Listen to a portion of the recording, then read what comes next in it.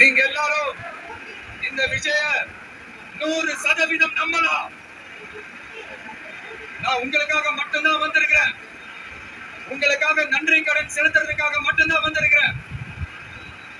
பொய் வாக்குறுதிகள் கொடுத்து நான் உங்களை ஏமாத்த மாட்டேன்.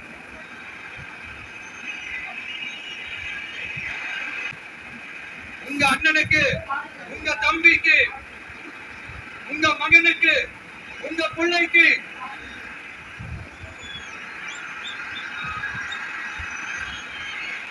ஒரே ஒரு வாய்ப்பு கொடுங்க. தயவு செஞ்சு விசில் சின்னத்துக்கு ஓட்டு போடுங்க. இது ஒரு விசில் புரட்சி தேர்தலா இருக்கணும். கான்பிடென்டா இருங்க.